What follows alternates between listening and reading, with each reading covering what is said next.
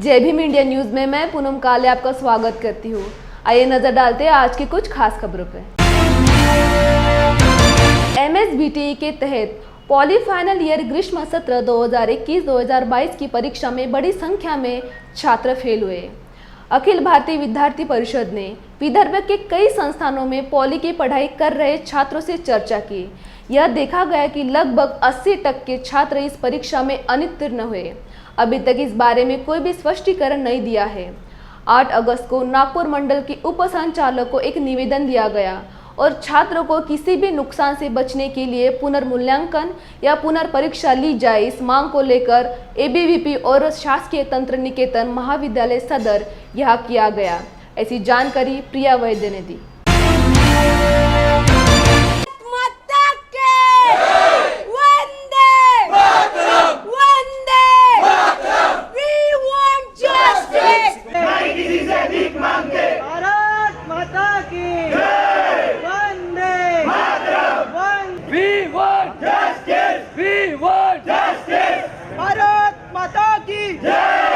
दोन 2021 आणि 22 या सत्राचे तंत्रशिक्षण विद्यार्थ्यांच्या परीक्षा झाल्या। या परीक्षेमध्ये महाराष्ट्रातले 80% विद्यार्थी हे नापास झाले। तर याचं कारण असं की तंत्रशिक्षण विद्यार्थ्यांची परीक्षा प्रणाली ही व्यवस्थित नव्हती आणि त्याचबरोबर जे यांचे पेपर व्यवस्थित चेक केला गेला नाही, त्याच्यामुळे 80% विद्यार्थी हे नापास झाले।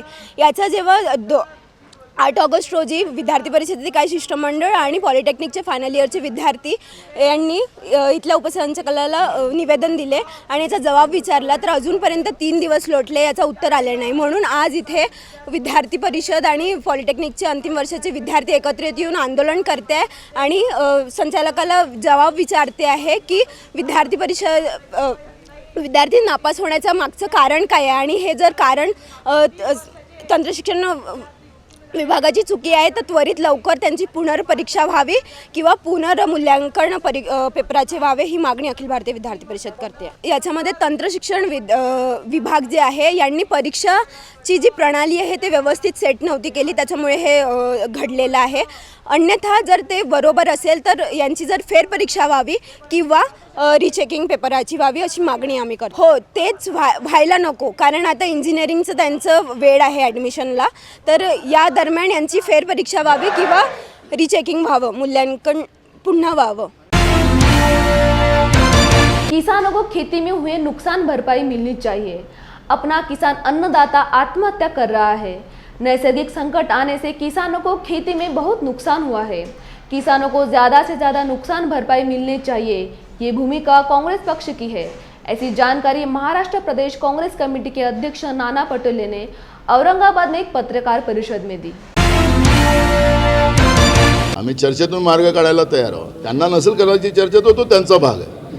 काँग्रेसची भूमिका स्पष्ट आहे। चर्चा करून हा विषय व्हायला पाहिजे होता आणि चर्चा करून मी ज्या दिवशी विधानसभेचा अध्यक्ष राजीनामा दिला, आमच्या हायकमांडने सांगितलं की तुम्ही मुख्यमंत्र्याला जाऊन भेटा, उपमुख्यमंत्र्याला जाऊन भेटा, नंतर राजीनामा द्या। मी ते माझी प्रक्रिया केली। आम्ही त्यांच्यासमोर मत मांडलं। पक्षाच्या आदेशामुळे मी विधानसभा अध्यक्षपदाचा राजीनामा दिला, पण हे साधं बोलायला तयार नसतील, विचारायला तयार नसतील तर निश्चितपणे याच्यावरची एक चर्चा घडवण्याचा प्रयत्न आम्ही करू आणि त्यांना नसेल करायचं तो त्यांचा प्रश्न। याचा अर्थ असं घ्यायचा की काँग्रेस, राष्ट्रवादी आणि शिवसेना यांच्यामध्ये आता दरी वाढत चालली। आमची काही नॅचरल अलायन्स नाही आहे। हे अलायन्स आमचं एका विपरीत परिस्थितीत महाराष्ट्राच्या जनतेच्या हितासाठी आमच्या नेत्या सोनिया गांधींनी त्यावेळेस केला। काय आम्ही सत्तेमध्ये नव्हतो, आम्ही विरोधी पक्षात बसायचं हा निर्णय जनतेने मॅन्डेट दिला होता। त्या जनतेच्या मॅन्डेटप्रमाणे आम्ही विरोधी पक्षात काम करायची आमची मानसिकता होती। यांचं पहाटेला कारण की महाराष्ट्रामध्ये 2019 पासून जे काही महाभारत घडतो आहे, महाराष्ट्राची बदनामी जे BJP करते आहे, लोक तर महाराष्ट्रातले म्हणतात की 105 आमदार यांना पहिल्यांदा आम्ही निवडून दिलं आणि महाराष्ट्राचा लोकशाहीचा तमाशा करण्याची व्यवस्था जी भाजपने केली, आता कधी पण त्यांना माफ महाराष्ट्राची जनता करणार नाही। पण एक भूमिका याच्यातली स्पष्ट आहे की विपरीत परिस्थितीत आम्ही शब्द वापरलेला आहे। काही आमचे परमनंट हा शब्द नाही आहे, नॅचरल युती आम्ही म्हटलंच नाही। ही विपरीत परिस्थिती झालेली होती। महाराष्ट्राच्या जनतेसाठी सोनिया गांधीजींनी हा निर्णय घेतला होता आणि हा रिश्ता जो झालेला हा चालावा, त्याच्यामध्ये चर्चा व्हावी, ही भूमिका आमची आहे आणि त्यांना नसेल करायची चर्चा तो त्यांचा भाग आहे। त्याचप्रमाणे NDRFच्या निकष वाढवून जास्त मदत शेतकऱ्यांना मिळावी, शेतकरी उभा राहावा, ही भूमिका त्यावेळेस डॉक्टर मनमोहन सिंग साहेबांनी घेतली. कारण की NDRFचा कायदा त्यावेळेस डॉक्टर मनमोहन सिंग साहेबांनी आणला. आता महत्त्वाचा मुद्दा असा आहे की केंद्रामध्ये शेतकरी हिताचं आम्ही सरकार बनणार आहोत, अशा पद्धतीचं त्यावेळेचे गुजरातच्या मुख्यमंत्र्यांनी मोठे मोठे आश्वासन दिले आणि देशाचे प्रधानमंत्री झाले. त्यांनी पहिले काय केलं की जे 4पट प्रकल्पाच्या जमिनीला भाव द्यायचा तर तो रद्द करून टाकला.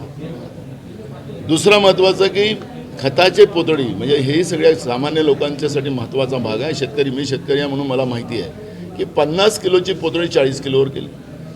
जे खताचे भाव आज आहे त्याचे 3पट ते भाव त्यावेळेच्या आणि आत्ताच्या भावात 3पट भाव वाढवले.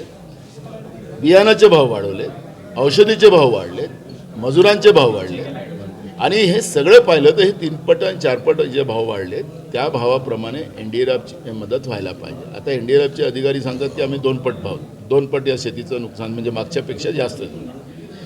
खरं तर याला 3-3.5 पट शेतकऱ्यांना शेतीचं झालेल्या नुकसानाचा मोबदला मिळाला पाहिजे. त्या पद्धतीचं धोरण व्हायला पाहिजे तर ते शेतकऱ्यांच्या हिताचं होईल. आता फक्त लॉलीपॉप आणि जुमला देण्याची भूमिका होत असेल ही बरोबर नाही. वाऱ्यावर शेतकरी आहे, रोज शेतकरी या देशाचा अन्नदाता आत्महत्या करतो आहे आणि नैसर्गिक आणि सुलतानी संकट जे केंद्राच्या भाजप सरकारच्यामुळे निर्माण झालेलं आहे ते नुकसानीचं भरपाई मिळावी ही भूमिका काँग्रेसची आहे. आम्ही 75,000 हेक्टर मदत शेतकऱ्यांना मिळावी ही मागणी काँग्रेसच्या वतीनं केलेली आहे आणि त्या पद्धतीची मदत शेतकऱ्यांना मिळावी ही भूमिका आमची. उपमुख्यमंत्री देवेंद्र फडणवीस इनका सेवाग्राम में आगमन हुआ. या हर घर तिरंगा रैली की शुरुआत झंडा दिखाकर की गई. महात्मा गांधी के आश्रम में आकर शब्द मौन हो जाते हैं और देश प्रेम की अनुभूति खुद ब खुद मानवीय मन में निर्माण होती है. आज़ादी की लड़ाई में अहिंसा के मार्ग पर चलकर लोगों को या अंग्रेजी हुकूमत के खिलाफ एकजुट करने का कार्य महात्मा गांधी ने किया और सभी को समाविष्ट कर आंदोलन की मशाल अहिंसा के मार्ग से जगाकर या अंग्रेजी हुकूमत को भारत छोड़ने पर बाध्य किया. ये बात सेवाग्राम आश्रम में बापू को नमन करके पत्रकारों से बात करते हुए राज्य के उप मुख्यमंत्री देवेंद्र फडणवीस ने कही. बापू कुटीमध्ये आल्यानंतर एक आत्मिक समाधानही मिळतं आणि एक ऊर्जाही मिळते आणि विशेषतः स्वातंत्र्याचा अमृत महोत्सव आम्ही साजरा करतोय आणि त्याचा अनुभव आम्ही घेऊ शकतोय ते बापूंच्यामुळे. बापूंनी ज्या प्रकारे या देशामध्ये स्वातंत्र्य समराला एक वेगळी दिशा दिली, अहिंसेच्या माध्यमातून संपूर्ण सामान्य जनांना बापूंनी स्वातंत्र्य युद्धाशी जोडून घेतलं आणि त्यामुळे त्यांच्यामुळेच आज हा दिवस आपल्याला पाहायला मिळतोय. आणि विशेषतः बापूंनी जो संदेश दिला दरिद्र नारायणाच्या सेवेचा, आज तेच कार्य आदरणीय मोदीजी गरीब कल्याणाच्या अजेंड्याच्या माध्यमातून चालवत आहेत. 3 कोटी लोकांना घरं, 2.5 कोटी लोकांना त्या ठिकाणी वेगवेगळ्या सोयी, 5 कोटी लोकांपर्यंत गॅस सिलेंडर, 6 कोटी घरांपर्यंत नळ. बापूंचं जे स्वप्न होतं की या देशातला शेवटचा माणूस जो आहे अंतिम पंक्तीमधला त्याचा उदय झाला पाहिजे, हाच प्रयत्न या ठिकाणी होतो आहे. आणि मला विश्वास आहे की या स्वातंत्र्याच्या अमृत महोत्सवाच्या निमित्ताने आम्ही या ठिकाणीहून संकल्पबद्ध होतो आहे की जोपर्यंत मानवी चेहरा असलेला समावेशी विकास, जे ध्येय माननीय पंतप्रधानांनी मांडलं आहे ते जोपर्यंत आपण साध्य करत नाही तोपर्यंत अविरत आपण परिश्रम घेत राहू आणि स्वातंत्र्याच्या अमृत महोत्सवाच्या निमित्ताने आपली राष्ट्रभक्ती हे आपण जागृत ठेवू. आपण आज मौन धरून बापू कुटीमध्ये बसला होता थोड्या वेळ, काय नक्की वाटलं आहे? असं आहे की ही एक वेगळी अनुभूती आहे. कारण ज्या ठिकाणी प्रत्यक्ष महात्मा गांधी राहिले आहेत, बापू राहिले आहेत, त्या ठिकाणी गेल्यानंतर मला असं वाटतं की शब्द तसेच मौन होतात. तिथे बसल्यानंतर त्या वातावरणाची अनुभूती माणूस घेत असतो. त्यामुळे तिथे शब्द न निघणं हे स्वाभाविक आहे आणि ते योग्यही आहे. जय भीम इंडिया न्यूज में लेते एक छोटा सा ब्रेक। क्या आप पाइल से परेशान हैं? क्या आप प्रेगनेंसी में होने वाले पाइल से भी परेशान हैं? आधुनिक लेजर मशीन व डियाथेरेपी मशीन द्वारा पाइल्स, फिशर, फिस्टुला, पाइलोनिडल साइंस का प्रोक्टो एंडोस्कोपी द्वारा निदान केवल 15 मिनट में बिना चीर-फाड़, रक्तस्राव व बिना दर्द के साथ विश्वसनीय इलाज। विशेष प्रशिक्षण प्राप्त डॉक्टर सत्यम सुपारे MS, इनके 3000 से ज्यादा सफल ऑपरेशन व मुंबई से विशेष प्रशिक्षण। साथ ही प्रेगनेंसी में होने वाले पाइल्स पर विशेष बिना ऑपरेशन इलाज, आधुनिक पद्धति, क्षौर सूत्र, सभी इंश्योरेंस के साथ मेडिक्लेम सुविधा। एस्ट्रो ड्राइवर को 50% छूट। आज ही विजिट करें Surya multi speciality laser hospital, KDK college road, Nandanvan, Nagpur. Phone number 9011153200। Break के बाद आपका स्वागत। भाजपा नेता सुधीर मुनगंटीवार ने एक बड़ा बयान दिया है। यहां तक की संभावना है कि नागपुर कैबिनेट के खाते वाटप में देरी हो सकती है। उन्होंने कहा कि राज्य में नए मंत्रिमंडल के खाते वाटप की घोषणा 2 दिन में की जाएगी। सुधीर मुनगंटीवार ने यह भी जानकारी दी है कि स्थानीय स्वराज्य संस्था के चुनाव की घोषणा सितंबर से अक्टूबर तक की जाएगी। भाजप कधीही सहन करू शकत नाही, कारण पथका अंतिम लक्ष्य नहीं है सिंहासन पर चढ़ते जाना, सब समाज को साथ लिए हमको है आगे बढ़ना, या भावनेनी भारतीय जनता पार्टी काम करते। आणि आम्ही सांगितलं की खुर्ची नको आहे, बैमानीच्या आधारावर जर तुम्ही आमच्याशी बार्गेनिंग करत असाल तर अशी बार्गेनिंग आम्ही सहन करणार नाही। पुन्हा एकदा चांद्यापासून बांद्यापर्यंत, गडचिरोलीपासून गडहिंग्लजपर्यंत आम्ही लोकांना जागवू, लोकांच्या पर्यंत पोहोचू आणि लोकांचा पुन्हा जनादेश घेऊ। पण 2.5 वर्षात शिवसेनेमध्येच काही लोकांनी उठाव केला। त्यांना हे लक्षात आलं की स्वर्गीय हिंदुहृदय सम्राट बाळासाहेब ठाकरेचा जो विचार आहे तो काँग्रेसच्या आणि राष्ट्रवादीच्या चरणामध्ये समर्पित करण्याचा काही लोक काम करताय। उठाव झाला आणि पुन्हा एकदा महाराष्ट्रात जनहिताचे निर्णय करणारी, जनतेच्या कल्याणासाठी काम करणारी आणि केंद्राच्या मदतीने डबल इंजिनच्या माध्यमातून विकास करणारं सरकार माननीय एकनाथ शिंदेंच्या नेतृत्वामध्ये, माननीय देवेंद्रजीच्या सहकार्य आणि मार्गदर्शनाखाली यशस्वीपणे जनतेची सेवा करेल, प्रश्न सोडवेल, हा आमचा निश्चितपणे संकल्प आहे। आणि या संकल्पात खाते वाटप, किती दिवस जागे, हे ज्यांना सत्तेचा स्वार्थ असतो ते मोजतात।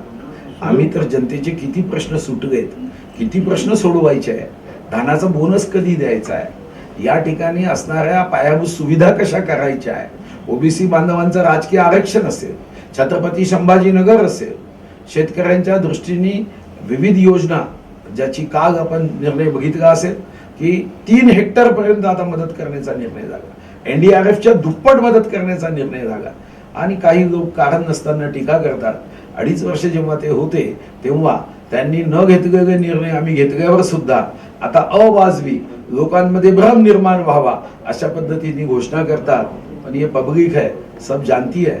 अशा खोटारड्या विषारी प्रचाराला कोणीही साथ देणार नाही हा माझा विश्वास। सुधीर भाऊ, जो मंत्रिमंडळ विस्तार लांबला आणि आता जी खाते वाटपामध्ये समन्वय नाही, या कुठेतरी नाराजी आहे, त्यामुळे ह्या सगळ्या गोष्टी लांबल्या असा देखील आरोप केला।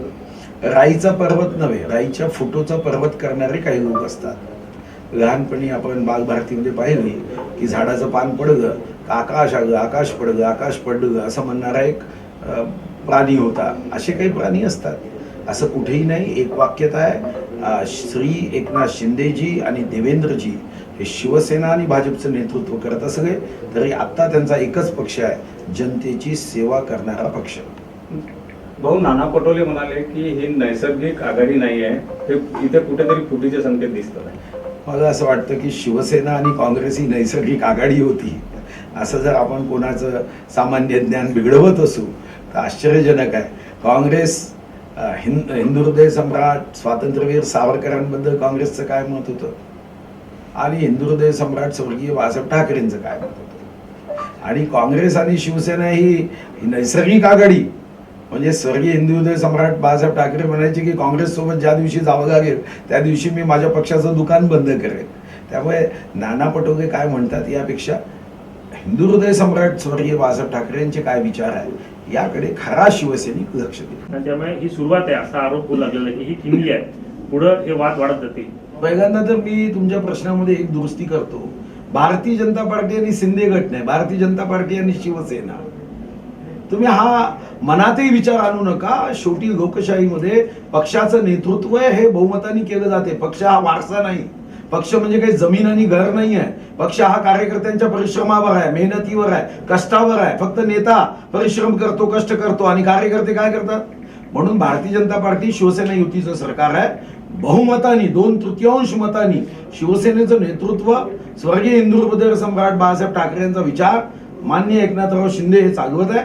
आणि शिवसेना भाजपमध्ये कितीही लोकांनी मनात असे मांडे केलेत की यांच्यामध्ये ठिणगी पडावी आणि आमच्यामध्ये भांडण व्हावं, असे काही राजकारणामधल्या काही नेत्यांना वाटत असेल तर त्यांनी भ्रम दूर करावा. आता आमच्यामध्ये भांडण होणार नाही. तुम्ही मात्र विरोधी पक्ष नेता विधान परिषदेत झाल्यानंतर तुमच्या चेहऱ्यावरचा जो राग आहे तो कमीत कमी दाबण्याचा प्रयत्न करा. 11 अगस्त को महाराष्ट्र कांग्रेस प्रदेश अध्यक्ष नाना पटोले ने 10 अगस्त 2022 को गौरव यात्रा के दौरान बुल्ढाना आने पर प्रेस कॉन्फ्रेंस की. इस समय पत्रकारों ने विधान परिषद में कांग्रेस पार्टी के दौरान उम्मीदवारों को नामित किया था. संख्या में ताकत के बावजूद नंबर 1 उम्मीदवार पूर्व सामाजिक न्याय मंत्री चंद्रकांत हंडोरे थे, लेकिन कांग्रेस पार्टी में कुछ विधायकों के बीच विभाजन के कारण उन्हें हार का सामना करना पड़ा. महाराष्ट्र के पिछड़े वर्ग के लोगों का ध्यान अब इस बात पर है कि क्या कांग्रेस पार्टी पूर्व सामाजिक न्याय मंत्री चंद्रकांत हंडोरे के खिलाफ मतदान करने वाले विधायकों के खिलाफ कार्यवाही करेगी. एक नंबरचे उमेदवार चंद्रकांत हंडोरे होते आणि काँग्रेस मधले आमदार फुटले, त्यावर काय कारवाई करणार काँग्रेस? त्या सगळ्या रिपोर्ट घेऊन आमचे वरिष्ठ नेते मोहन प्रकाशजी घेऊन गेलेले आहेत आणि त्याच्यावर लवकरच ॲक्शन होण्याची शक्यता आहे. आता हा सगळा हायकमांडच्या याच्यामध्ये चेंडू आहे, कधी पण कारवाई होण्याची शक्यता आहे. त्यांची जी भीमशक्ती जी संघटना आहे त्यांचं एक अधिवेशन होतं, त्याच्यात मी पण आमंत्रित होतो, मी पण गेलो होतो आणि कार्यकर्त्यांच्या भावना होत्या आणि त्याच्यानंतर मी आणि चंद्रकांत हंडोरे साहेब दोघांनी कार्यकर्त्यांचं समाधान केलं आणि आता कुठलाही वाद नाही. मातृभूमि प्रतिष्ठान नागपुर द्वारा अखंड भारत संकल्प दिन के अवसर पर सामूहिक वंदे मातरम आयोजन किया है. छात्र और युवा पीढ़ी को अखंड भारत के इतिहास से अवगत कराने और अखंड भारत के बारे में जागरूकता और राष्ट्रीय चेतना पैदा करने के उद्देश्य से मातृभूमि प्रतिष्ठान की ओर से पिछले 12 वर्षों से नागपुर के सक्करधरा चौक पर सामूहिक वंदे मातरम कार्यक्रम का आयोजन किया जाता है. इस वर्ष भी यह कार्यक्रम शनिवार 13 अगस्त सुबह 7 बजे इस कार्यक्रम में मुख्य अतिथि के रूप में माननीय सांसद मुकुल जी वासनिक, महाराष्ट्र कांग्रेस प्रदेश अध्यक्ष नाना पटोले की मौजूदगी में होगा. ऐसी जानकारी छोटू भोयर ने दी. मातृभूमि प्रतिष्ठान की ओर से विगत 12 वर्षों से सक्करधरा चौक पर सामूहिक वंदे मातरम अखंड भारत दिवस के रूप में मनाया जाता है. अनेक महानुभावों ने वहाँ पर अपनी उपस्थिति दर्ज की. लगभग 10-12 हज़ार के ऊपर विद्यार्थी और 7-8 हज़ार के ऊपर जनता, ऐसा एक 20,000 के करीब लोगों का एक अच्छा कार्यक्रम नागपुर शहर में सक्करधरा चौक में 14 अगस्त को हम लोग संपन्न करते थे. पिछले 2 साल से कोविड के कारण यह कार्यक्रम का स्वरूप सिंबॉलिक रहा. इस साल फिर से सब पाबंदियां हटने के बाद फिर से हम सब लोग सामूहिक वंदे मातरम के लिए तैयार हुए और 13 तारीख को, क्योंकि 14 को इतवार आने के कारण 13 तारीख को सुबह 7:30 बजे कांग्रेस प्रदेश महाराष्ट्र प्रदेश के अध्यक्ष माननीय नानाभाऊ पटोले इनकी अध्यक्षता में और कांग्रेस के राष्ट्रीय सर्किट माननीय खासदार मुकुल जी वासनिक, इनका वक्तव्य वहाँ पे होने वाला है, इनका भाषण वहाँ पे होगा. मैं जनता से यहाँ अपील करता हूँ कि यहाँ सामूहिक वंदे मातरम के कार्यक्रम में आप बड़ी संख्या में उपस्थित होकर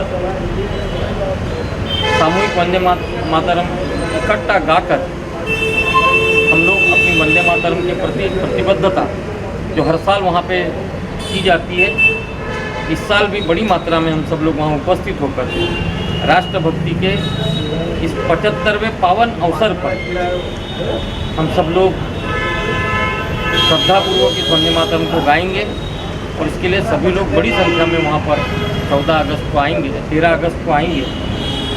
यहाँ विनती करते हुए माननीय गिरीश भाऊ पांडव, माननीय सत्यजीत दस्तुरे, माननीय विलास करांगड़े जी, माननीय रौनक चौधरी, माननीय तौसीफ खान, हम सब लोग मातृभूमि पाकिस्तान की ओर से यह अपील करते हैं इस कार्यक्रम को आप जरूर आइए। राजनीति हो रही है तिरंगा को लेकर, मुझे ऐसा लगता है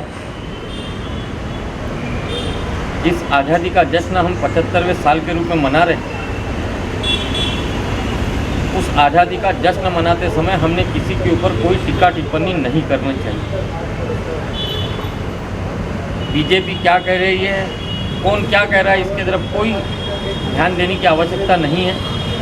इसका कारण ऐसा है कि इस देश में जनता को मालूम है यह आज़ादी किस रास्ते से आई, यह आज़ादी देने वाले लोग कौन थे, वंदे मातरम गाने वाले लोग कौन थे, तिरंगा अपनाने वाले लोग कौन थे और तिरंगे का विरोध करने वाले कौन थे, यह पूरी दुनिया जानती है और इसलिए इसके ऊपर स्पष्टीकरण देने की आवश्यकता नहीं है। जय भीम इंडिया न्यूज में लेते एक छोटा सा ब्रेक। क्या हुआ बहू? माँ, पाइल्स की बहुत तकलीफ हो रही है। तो तुम गुदरोग सर्जन के पास क्यों नहीं गई? देखो, जैसे हार्ट के लिए हार्ट स्पेशलिस्ट, ब्रेन के लिए ब्रेन स्पेशलिस्ट, तो पाइल्स के लिए पाइल स्पेशलिस्ट क्यों नहीं? स्त्री हो या पुरुष, टॉयलेट में तकलीफ केवल पाइल्स ही नहीं, और भी कई प्रकार के गुदरोग तथा कैंसर भी हो सकता है। इसीलिए इसकी प्रत्यक्ष जांच जरूरी है। ठीक है माँ, पर जांच के लिए हम जाएंगे कहाँ? वही काले आयुर्वेदिक पाइल्स हॉस्पिटल में। लेकिन माँ, प्रेगनेंसी में पाइल्स की दवाइयाँ? प्रेगनेंसी में आयुर्वेदिक दवाइयाँ सुरक्षित होती है। जनहित में जारी काले आयुर्वेदिक पाइल्स हॉस्पिटल, औषधि चिकित्सा तथा सर्जरी ट्रीटमेंट उपलब्ध। हमारा पता उमरेड रोड, दिघौरी बस स्टॉप के पास, नागपुर। अधिक जानकारी के लिए वेबसाइट पर जाएं kalepailshospital.com। ब्रेक के बाद आपका स्वागत। अकोला शहर में त्रिरत्न बहुउद्देश्य संगठन की ओर से स्वतंत्रता का अमृत महोत्सव मनाया जा रहा है और इसके तहत संस्था की महिला पदाधिकारियों ने जिला पुलिस अधीक्षक अकोला में रक्षाबंधन कार्यक्रम का आयोजन किया था। इस अवसर पर जिला गृह विभाग के पुलिस उप अधीक्षक शिंदे इनके साथ उपस्थित पुलिस कर्मियों को राखी बांधी। इस अवसर पर संस्था की पदाधिकारी विद्याताई अंभोरे, संस्था के अध्यक्ष उज्ज्वला आठवले सहित अन्य महिला पदाधिकारी उपस्थित थे। 75 वर्ष होत आहे, त्या अनुषंगाने शासनाने एक उपक्रम काढलेला आहे की प्रत्येक घराघरावरती झेंडा लावलेला पाहिजे। त्याच्यामुळे सर्व नागरिकांना पण विनंती आहे की बाबा तुम्ही प्रत्येक घरावरती 13 ते 15 तारखेपर्यंत झेंडा फडकवा। त्याचप्रमाणे स्वातंत्र्याला 75 अमृत महोत्सव आहे, त्या अनुषंगाने आज त्रिरत्न महिला बहुउद्देशीय शिक्षण सामाजिक संस्था यांच्यातर्फे अकोला पोलीस दलाच्या वतीतील अंमलदार यांना रक्षाबंधनाचा कार्यक्रम आपण घेतलेला आहे। त्याबद्दल मी सर्व आपल्या संस्थेचा धन्यवाद मानतो आणि आजचा कार्यक्रमामध्ये आपण जे पोलिसांसाठी रक्षाबंधन हे करत, पोलीस सर्व बिझी असतात कार्यक्रमामध्ये, बंदोबस्त मला कुठल्या त्याच्यामध्ये आज पण आमच्याकडे बंदोबस्त आहे। त्याच्यामुळे आज नाही तर आमच्याकडे कमी 100-200 लोक सांगणे बाळापूरला बंदोबस्त आहे, VIP बंदोबस्त होता। त्याच्यामुळे जे काही 5-50 लोक असेल त्यांना पण रक्षाबंधन करावं। महाराष्ट्र प्रदेश कांग्रेस कमेटी के अध्यक्ष नाना पटोले इनकी प्रमुख उपस्थिति में आज औरंगाबाद में गांधी पुतला शाहगंज से क्रांति चौक तक आज़ादी गौरव पदयात्रा का आयोजन किया गया था। आज इस पदयात्रा का तीसरा दिन है। इसका आयोजन औरंगाबाद शहर जिला कांग्रेस कमेटी की ओर से किया गया था।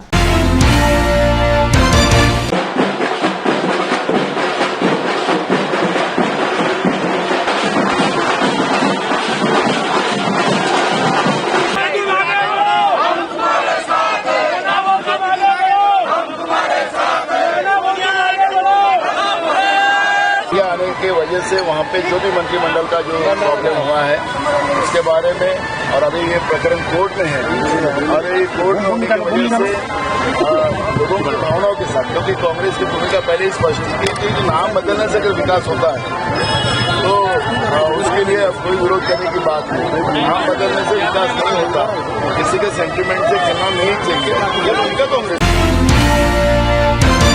कोल्हापुर जिला में भारी बरसात हो रही है, इसी वजह से डेंगू, मलेरिया साथ ही कोरोना भी फैल रहा है। इस पार्श्वभूमि में जिला परिषद की जिला स्वास्थ्य अधिकारी डॉक्टर योगेश साळे ने लोगों को अपना आरोग्य स्वास्थ्य रखने के लिए सावधान का इशारा दिया है। नमस्कार, मी डॉक्टर योगेश साळे, जिल्हा आरोग्य अधिकारी, जिल्हा परिषद कोल्हापूर. आपण आता सध्या आपल्या जिल्ह्यातील पुराच्या अनुषंगानं चित्र बघत आहात. 41 फुटापर्यंत पाण्याची पातळी आता स्थिर झालेली आहे. पावसाचा जरा जोर जरी कमी झाला असला तरी अजून धोका टळलेला नाही, कारण धरणातून अजून पाण्याचा विसर्ग आहे. तर या पार्श्वभूमीवरती पुराच्या अनुषंगानं सगळे वैद्यकीय पथकं जे आहेत ती पथकं त्यांचे आदेश काढण्यात आलेले आहेत. त्याचबरोबर पुरामध्ये काम करणारे लोक असतील, कर्मचारी असतील, यांना अतिसार, हगवण, कावीळ यासारखे आजार होऊ नयेत त्याकरता डॉक्सिसायक्लिनचे उपाययोजनेच्या संदर्भामध्ये त्याचे औषधं उपलब्ध करून देण्यात आलेली आहेत. यासोबतच ज्या काही भागातल्या गरोदर माता असतील त्यातल्या त्यात अतिजोखमीच्या मातांची व्यवस्था म्हणून त्यांना अगोदर संदर्भित करण्यात आलेला असून आपल्या प्राथमिक आरोग्य केंद्रामध्ये सुद्धा ज्या नॉर्मल बाळंतीण होणाऱ्या माता असतील तर त्यांची पूर्णपणे काळजी घेण्यात याच्यामध्ये येणार आहे. याच पार्श्वभूमीवरती जिल्ह्यामध्ये आपल्याकडे डेंग्यू हा आपल्या गेले 15-18 वर्ष आपल्याला भेडसावतोय. तर नुकतेच आता पाण्याची डबकी साठतील किंवा जागोजागी पाणी साठेल, तर नागरिकांना माझी विनंती राहील की पाणी जास्त साठू देऊ नका, कारण याच्यामध्येच आपल्या आजूबाजूचा डास, जो डेंग्यूचा डास आहे तो अंडी घालून त्याची मग प्रजावळ तयार करून मग पुढच्या 8 ते 15 दिवसामध्ये आपला डेंग्यूचा प्रादुर्भाव होऊ शकतो. या बदलामुळं थोडंसं इतर जे व्हायरल आजार आहेत त्यामध्ये स्वाईन फ्लू असेल, कोविड असेल, तर हे आजार सुद्धा आपल्याकडे आहेत. त्यातल्या त्यात स्वाईन फ्लू आपल्याला चिंताजनक आहे. तर केसेस या लागलेल्या आहेत, परंतु याच्यावरती जी टॅमिफ्लू नावाची जी गोळी आहे ती अत्यंत प्रभावी गोळी आपल्याकडे उपलब्ध आहे.